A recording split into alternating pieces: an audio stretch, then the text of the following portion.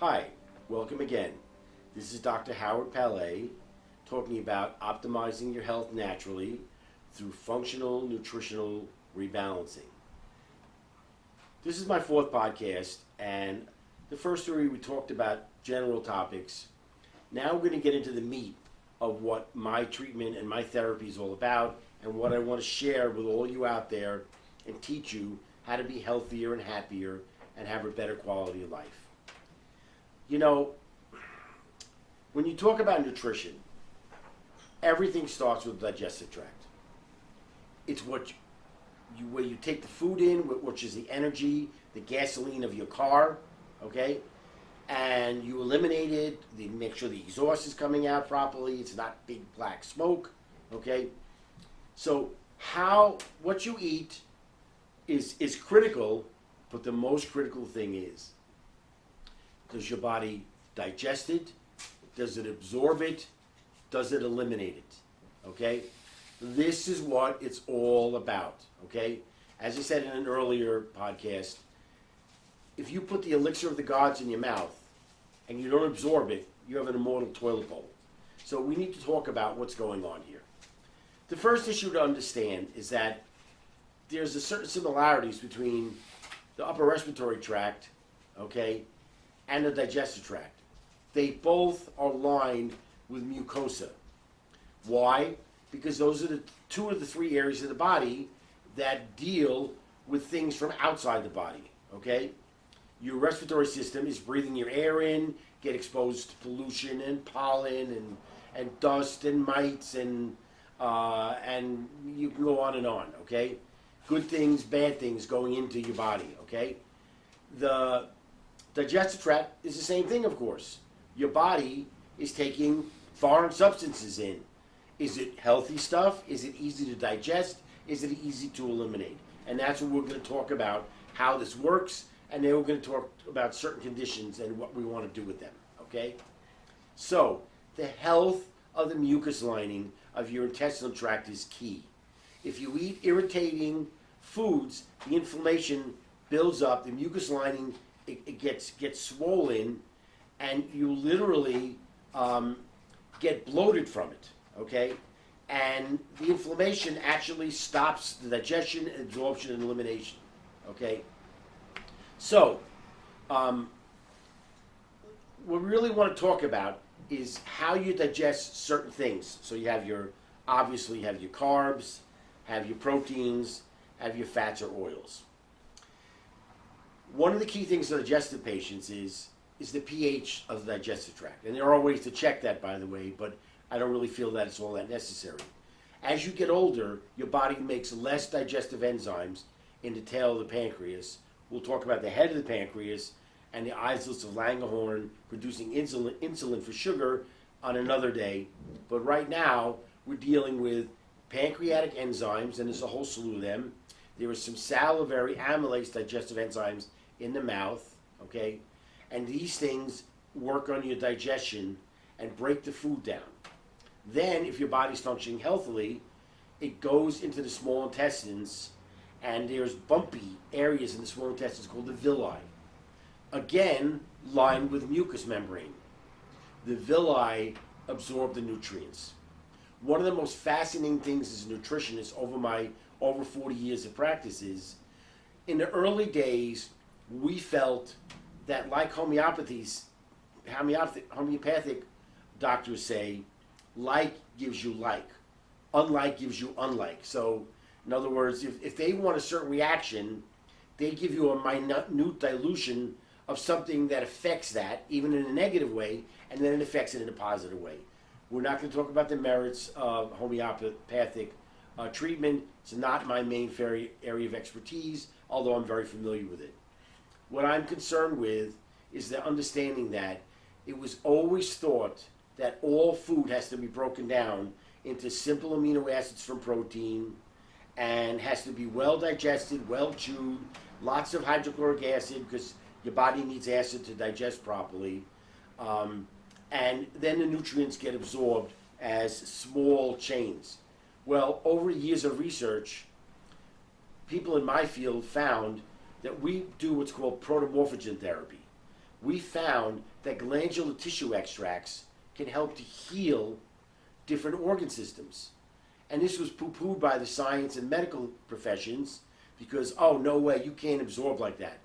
And actually, it's been proven that large chain polypeptides, pieces of amino acid, small pieces of protein, if they're really needed by the body for a particular problem, particular organ system, become encapsulated in the villi, the small intestines, and get absorbed into the bloodstream. Now, this also causes a lot of allergies.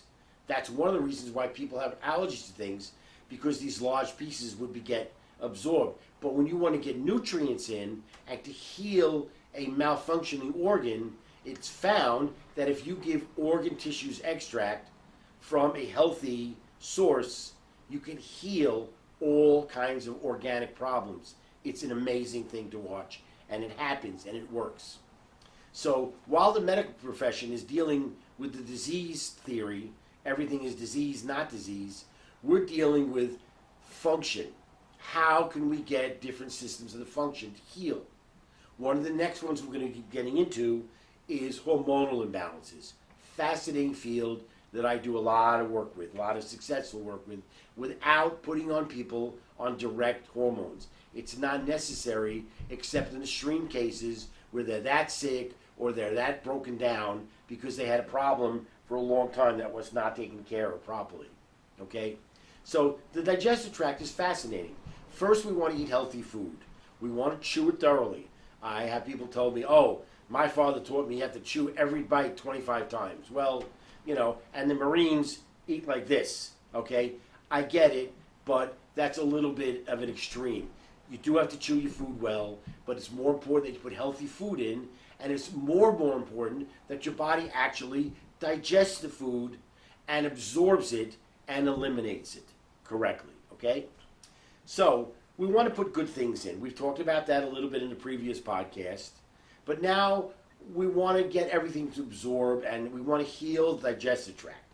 So the first thing we want to deal with after we figure out are we putting healthy food in is why are we having digestive problems? What exactly are the symptoms? What's going wrong? Are you bloated?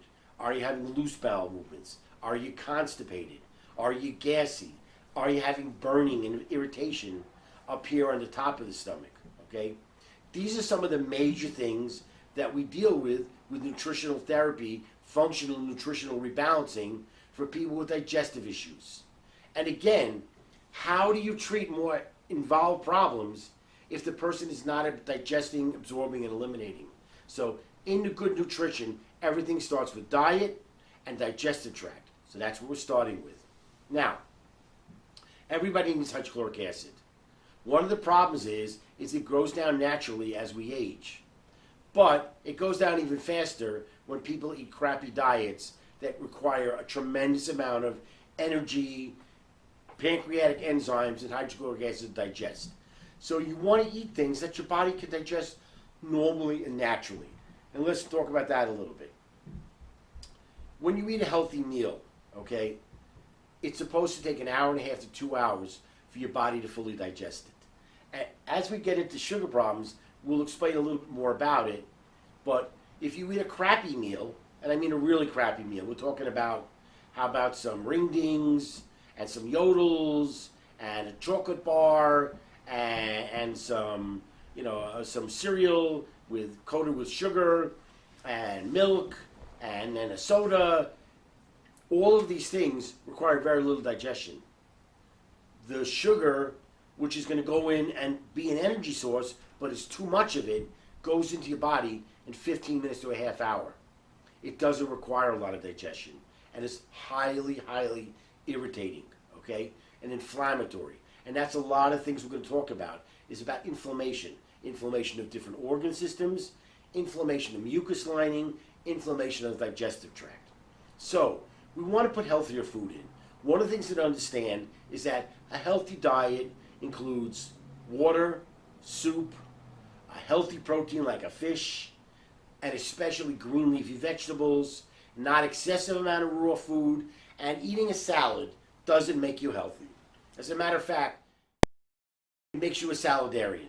You're taking some crappy white lettuce, iceberg lettuce, which has very little nutritional value, and it's in a cellulose fiber, which is like wood. Now, it's softer than wood. You could chew it up a lot easier and masticate it and break it up so it mixes with some of your enzymes. But it's a cellulose. It's in that family. So yeah, chewing it up well is very important, but it has very little nutritional value. And then people pour salad dressing all over it. You just put oil all over the vegetables. How in the world is your body going to mechanically separate all this out? And all the oil, especially if it's too much or if it's not a healthy oil, is highly inflammatory. It's going to inflame your digestive tract. So the number one culprit in a diet is oil, and especially we're talking about fried food, greasy food, fatty food, oily food, excessive red meat, for example, okay? These are foods that your body has a lot of work ahead of it to try to digest, if at all, okay? So this is why putting a healthier diet in is critical, okay? But we got to get your digestive tract to function properly. Just improving your diet, you just found the holy grail and you become a vegetarian, you become a vegan, whatever it is that you decided you want to become, you can't undo the 20, 30, 40 years when you ate crappy and your system doesn't work well. It's all gunked up, like your toilet is all gunked up, your sink is all gunked up, and even if you put better stuff into your sink now, you're going to have to open up the pipes and clean them. Well, we don't want you opening up your pipes and cleaning them. That's called surgery. That's the last resort when you absolutely have to have it. How about we get it to function better? And let's talk about this. Nutritional supplements, which is what I'm going to teach you all about as I go through different organ systems and different cases, is extremely different than medicine. Medicines are toxic poisons. They're only good for short-term use, for serious problems, to save your life, etc. Nutritional stuff, it's not going to harm you. It works better for chronic conditions. It helps your body to function better. It regains the normal homeostatic yin-yang balance of your body. And that's what we use. If your body doesn't need it, it doesn't matter. It's not going to hurt you. So I don't want to say you can experiment, and let's jump aside this again. I mentioned before, and I'm going to mention it again. I get patients come into me with a basket full of herbs. They go, oh, doc, I take a lot of herbs. And I'm like, oh, my God. You take a lot of drugs is what you take, and you don't know what you're doing, and you're mixing multiple drugs together. And a little side note to our medical doctor friends is that there's very little research on the use of multiple drugs at the same time. Now, they all have experience with people being on a few of them, but you'll get some elderly people come in, and they're on 10, 12 different medicines. There's no research on that. They don't know. They know the ones that'll kill you. Oh, don't mix this and this. But we don't know what their real interaction is. It's not okay to be on tons of drugs. You got to find a better answer.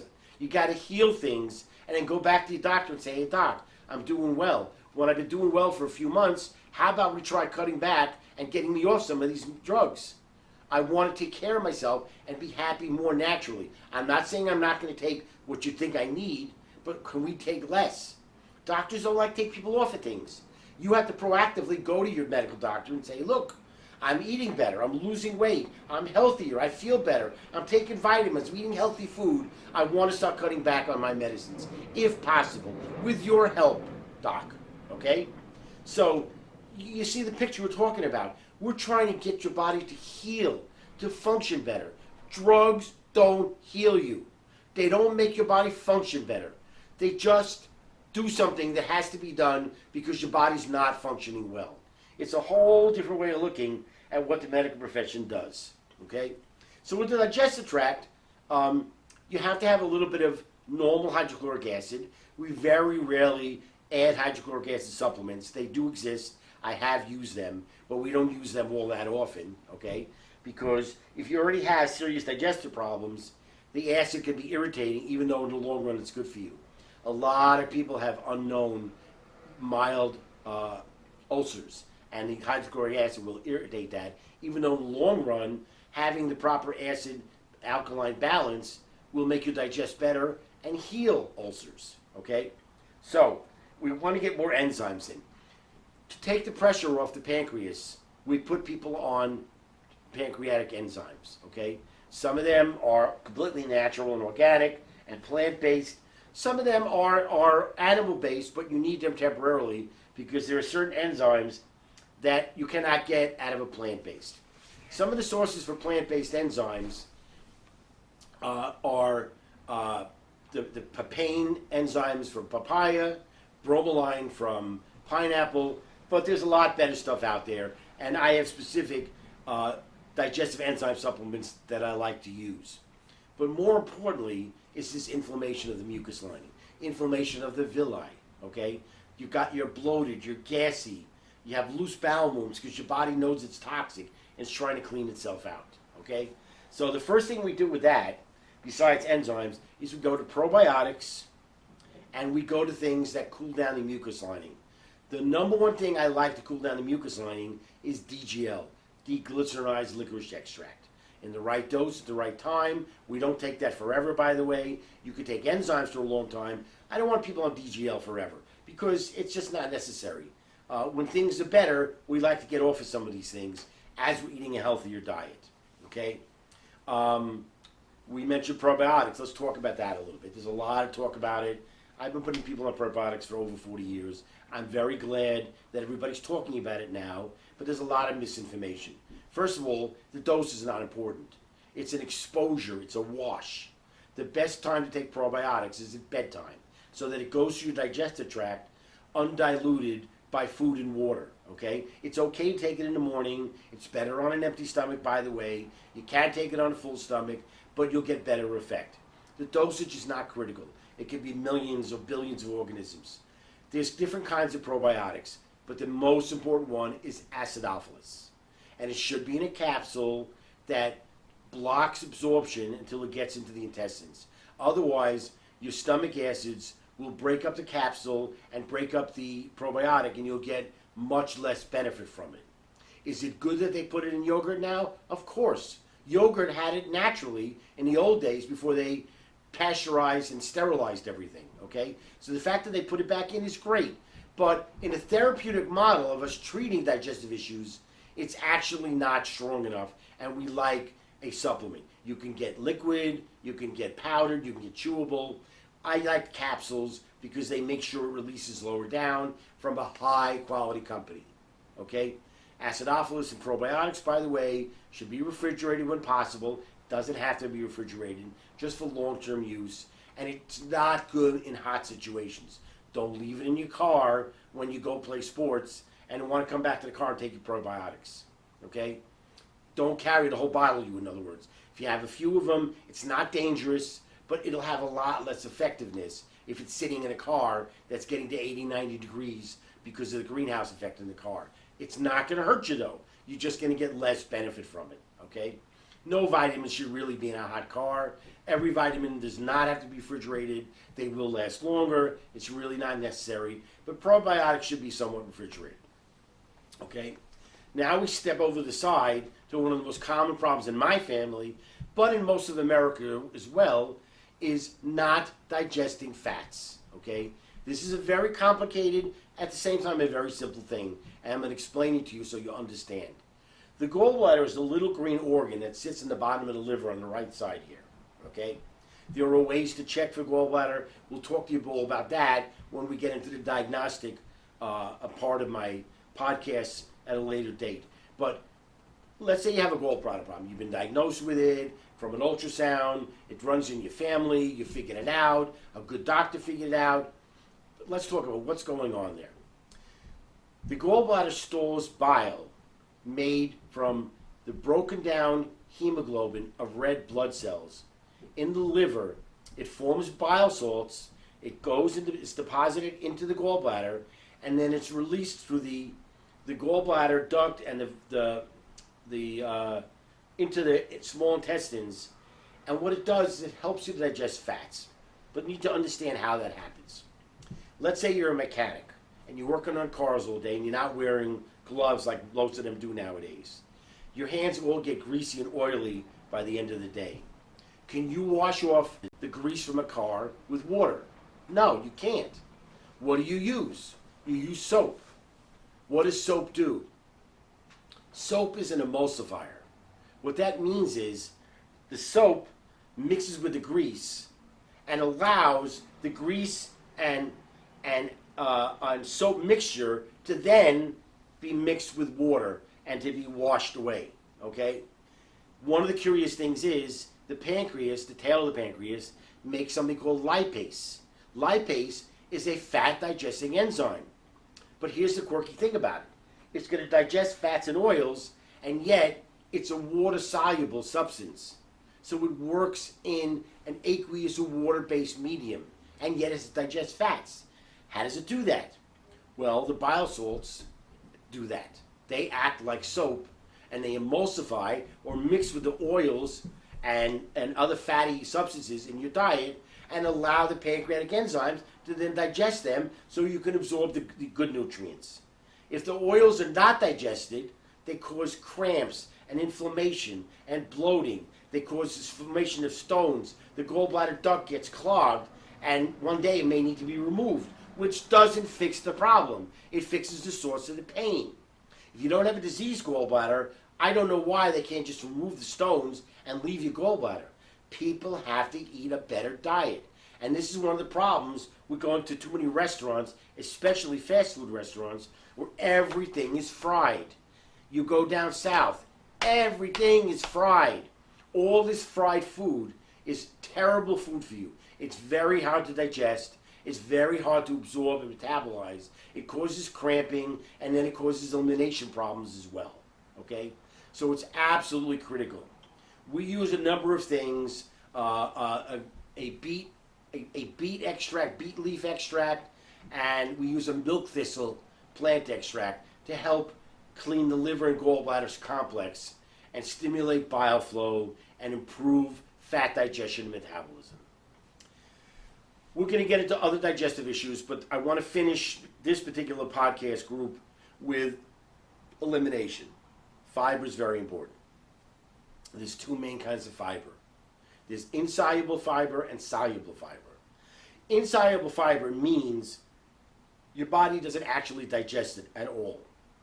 And whole grain bran is the best source of an insoluble fiber, and it's literally both a bulking agent for the peristaltic contractions of the muscles of your intestinal tract and colon, and it also literally scrapes and cleans the colon, which is great as long as it's not excessively irritated. We don't use fiber when you're inflamed. We use it when the inflammation goes down. Then we add fiber to maintain. Soluble fiber means your body can digest it a little bit, but more importantly, soluble fiber absorbs a lot of toxic nutrients and helps to get it out of your body. The number one source for that is oat bran.